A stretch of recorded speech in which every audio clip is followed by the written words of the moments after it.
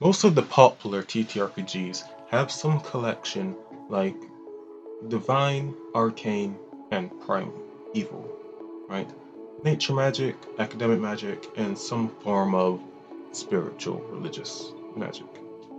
But is there any meaningful difference between these groups? Or is this just a caveat we've invented to organize game design?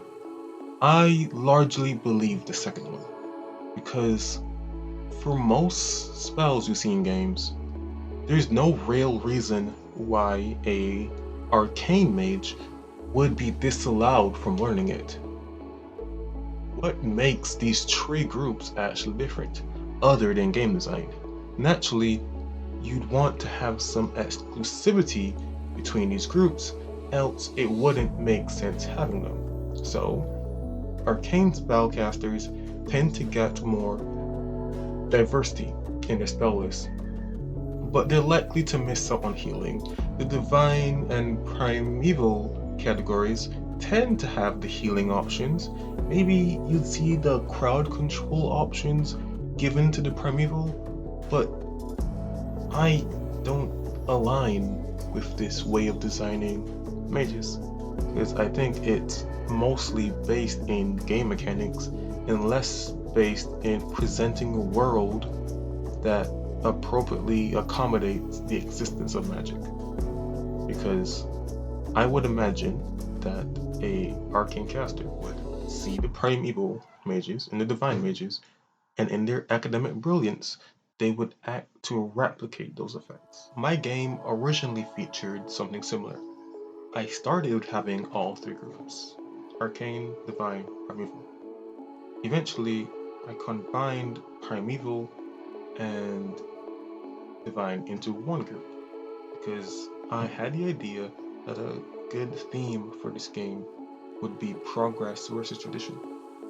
That is still the case, but I eventually learned that I do not need separate spell lists to accomplish that idea. I need separate cultures around spells to fulfill that narrative. Yes, I analyzed what truly makes a druid separate from a wizard, and it is not the list.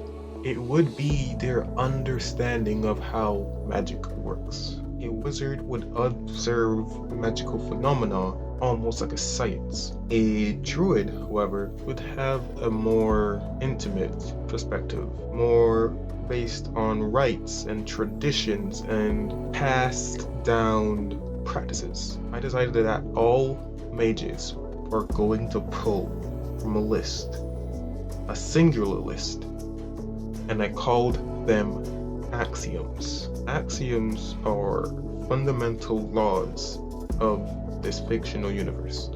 And once a person gains understanding of an axiom, they get abilities themed around that axiom. For example, when you gain the fire axiom, you can produce and manipulate fire. I want this to just be more than an elemental magic system. I also would like to just experiment with the philosophy behind magic. The idea that some cultures would interact with, for example, the fire axiom in a specific way.